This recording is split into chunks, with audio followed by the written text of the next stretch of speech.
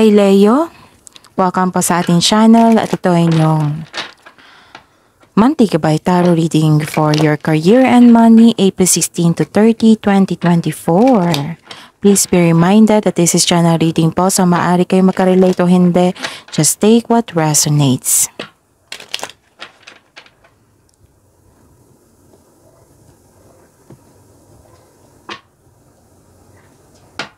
Gamitin ang reading na ito bilang gabay lamang.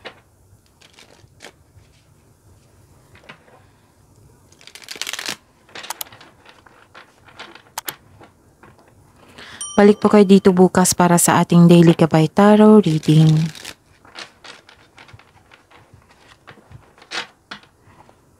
Please like, subscribe, and click bell button for notification para updated po kayo sa daily tarot reading natin. Para po sa gusto magpa-reading, maaari niyo po magkuha ang link na sa description box po ito. Message lang po ako sa Messenger. Maraming salamat po. Spirit's Guide, mga ganap po sa career and money ni Leo ngayong April 16 to 30, 2024. April 16 to 30, 2024, Leo.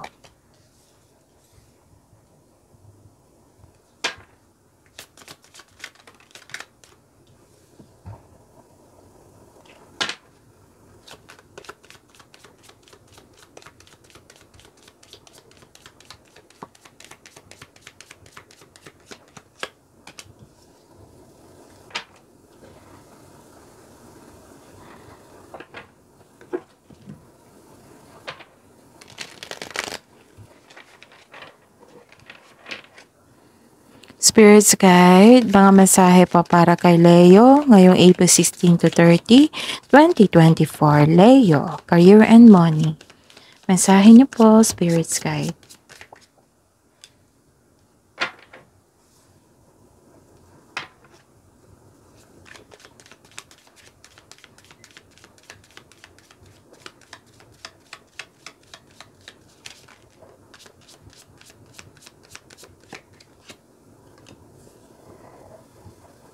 Okay, Leo. This is your reading for career and money, April 16 to 30, 2024. And mag-ingat kayo, Leo, ha? Kasi may nakita ko dito. And I'm sure naiinggit to sa inyo. May nakita ko dito na isang tao na may masamang intensyon sa inyo. Panilin lang. Galing niya ito. May rivalry May ganap na rivalry, pandaraya. Ito po ay tuso. And malaking distraction to sa inyong career and money. May ganap din na seduction. Sa career and money nyo. Yung temptation. Pwede. May pagsisinungaling din. Tapos, wag niyong tanggapin itong temptation na ito. Kasi maghahatid talaga ito ng trouble, lies, distraction sa inyong career and money, Leo. And ingatan din yung mga importanteng gamit nyo, pera, tao. Kasi may nakita ako dito na stress kayo, worried kayo kasi may pagnanakaw na naganap, may nawala, may damage, may pagkasira, sinisiraan ka, may nag-downgrade. Kaya ito ang dahilan na naging na-stress ka sa kanila. So, ingat talaga. Ingat po talaga. Tapos, you are moving forward. Yes, you are moving forward. Tapos, may unexpected message kayong ma-receive. And don't worry. Baka, itong mga taong ito na tuso, nagkaroon ng temptation kasi alam nilang may pera ka. Kasi ang message dito, tingnan nyo. Fruits of labor. Harvest time. Wow. Claim nyo to, ha. Fruits of labor, pero ingatan nyo po. Ingatan nyo po talaga. Kung pwede, huwag nyo ipalam sa kanila na may harvest kayo, may pera kayo. Ganon. It's time to reap the fruits of your labor and become rich. See? Rich gain is here. Claim nyo to, Leo. Okay? Kung pwede, huwag nyo ipaalam. Kasi maraming mga temptation dyan, And, so Leo, baka hindi kayo ito, ha, or kayo ito, or baka kasamahan mo ito sa bahay. May ano dito concern, may mensahe po regarding sa gambling. Pagsusugal. Excessive gambling can have dangerous consequences. So don't risk too much. Oh. So kasi ang pagsugal is risk yan eh. Taking a risk. So it might be na-stress kayo kasi it might be natalo. Galing to sa paghihirap nyo. Pinaghirapan nyo tong, what I meant is pinaghirapan nyo tong pera na ito. Baka sinugal. It might be kayo ang gagawa or yung kasamahan mo dyan na pinagkatiwala mo yung pera mo sa kanya at natalo. Kasi too much eh. The excessive is, gambling can have dangerous consequences. Diba may danger dito? Sinabi ko. Sinabi na yan ng universe inyo, don't risk too much. Pwede din na hindi na literal na gambling yan. Pwede din hindi sugal yan. Pwedeng, opportunity. Pwedeng opportunity to. Or temptation. Yung temptation na sinabi ko sa inyo. Na sumugal kayo kahit walang plano, kahit hindi nyo alam, kaya sumugal kayo. So, don't risk too much. Spirits guide. Ano po ang energy ni Leo sa career and money nila ngayong April 16 to 30, 2024?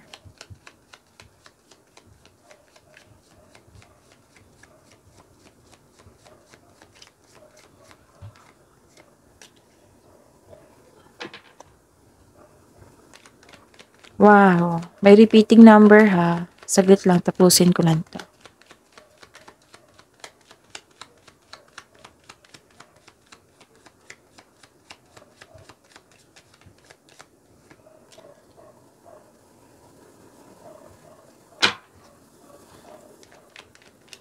Blessings po na ma-receive ni Leo ngayong April 16 to 30, recording po sa career and money po.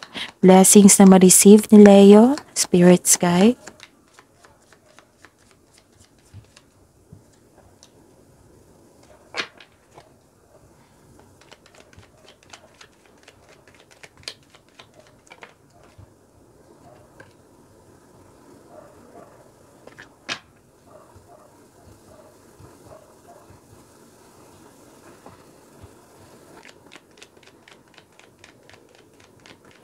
Challenges na ma-overcome po ni Leo sa career and money nila ngayong April 16 to 30, 2024.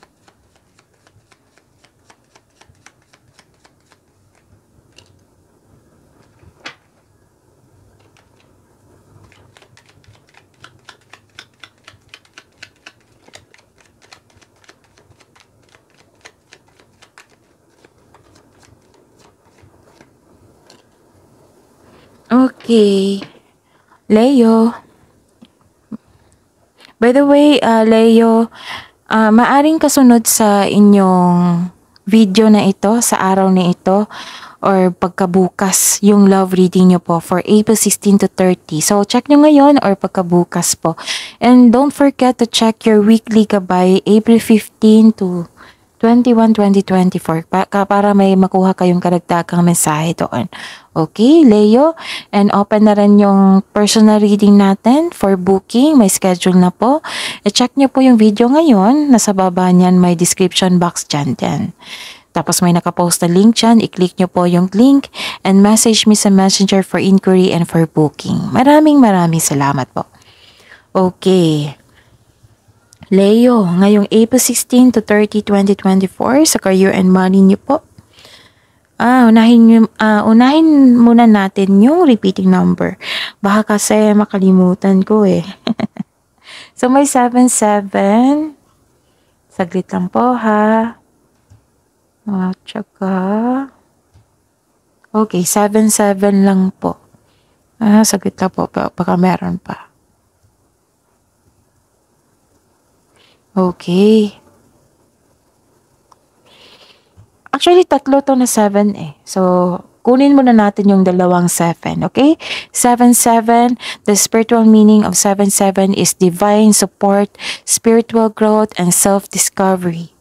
It means that you are aligned with your soul's purpose and you are on the right path to success. Wow. Diba? It is also indicates that you have, spiritual enlightenment. Sabi po dito sa message ng 7-7, meron kayong challenges na maranasan na kailangan yung mag-take risk and listen to your intuition.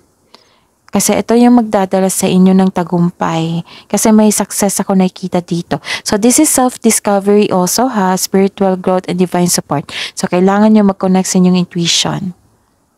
Okay? Ano pa? Nasa right path po daw kayo. Leo. Nasa right path po daw kayo. Yung tatlong 777 po. So yung spiritual meaning nito, it represents completeness, alignment.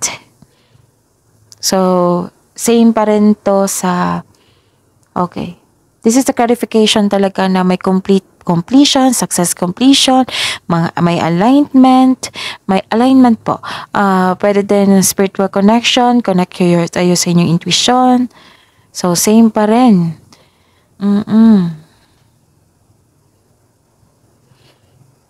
Okay, baka may nakalimutan ako ha.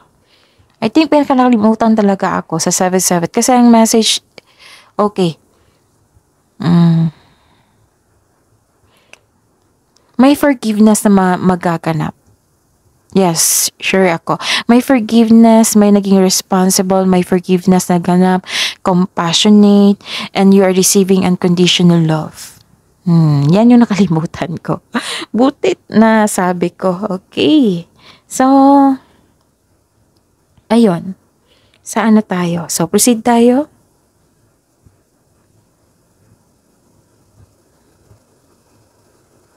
Okay. Ano to defensiveness, assertiveness, or yung paninindigan. Nagkaroon ng strategy, nagkaroon ng pagpaplano. May ganap na challenges. So, this is the clarification of your 7-7 message. May ganap na challenges o struggle, pero buong tapang mo itong harapin, katapangan at kumpiyansa sa gitna ng anumang klase, atake. May ganap din na pinagtanggol mo yung co-worker mo. Laban sa iba. May ganap na negotiation for a raise ng allowance, sweldo o contract. Yes, magkakaroon ng successful agreement kasi may nakita kong alignment. So claim this ha, successful agreement. Challenges may arise in your career pero temporary lang po ito kasi after nito, success naman nakikita ko. So that is your connection to your number message 7-7. Okay? Ano pa? So, ayun. Nagkaroon ng pag-aalaga dito sa career and money nyo. Marami kang iniisip na bagong idea ngayon para sa ikakabuti na yung negosyo o trabaho at kaperahan. Ano yung blessings? Okay, ano to? Okay. Ano yung blessings para sa blessings na ma-receive mo?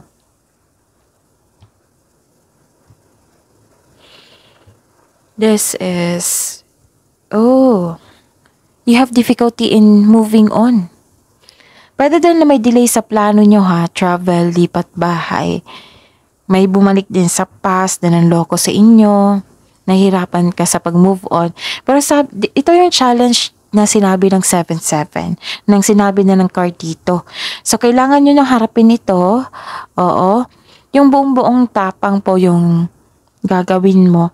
Kasi kapag ma-overcome ito, magkakaroon ng healing. Magkakaroon ng changes. Hindi magkakaroon ng delay sa parating na pera, financial stability. Yes, kailangan yung ma-overcome yan. So that is the blessings, pero kailangan yung ma-overcome yung challenge. Yes, ano ito? Okay. So this is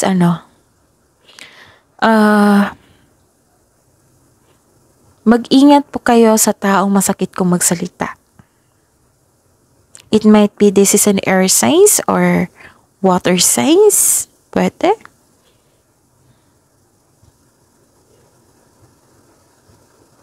Okay, kung may kailangan magkaroon ng plano, kailangan ng matatag at konkretong plano. Kasi may nakita kong pagsisisi dito eh. So mag-ingat kayo sa taong nagsiselo sa inyo kasi lumabas talaga siya dito. Masakit tong magsalita. So iwas na lang po daw kayo sa kanya, Leo.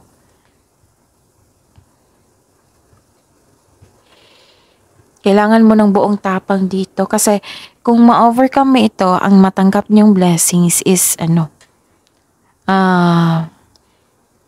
pagbabago, changes, pagbabago sa inyong career and money, at maging inspired kayo. Ganon. And Leo, challenges na ma-overcome nyo. What is this? Okay. This is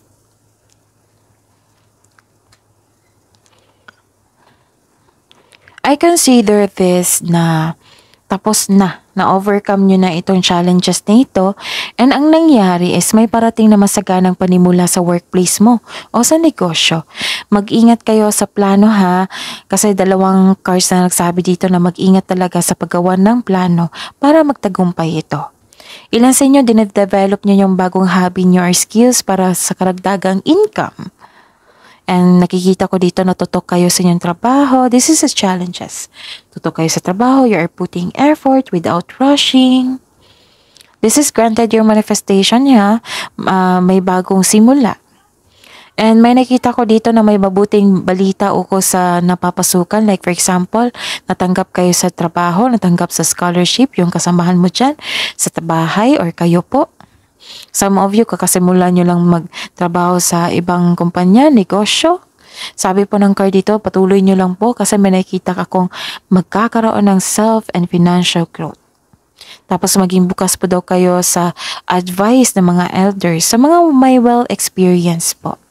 Makinig po daw kayo. And may success and celebration dito sa career and money nyo, Leo.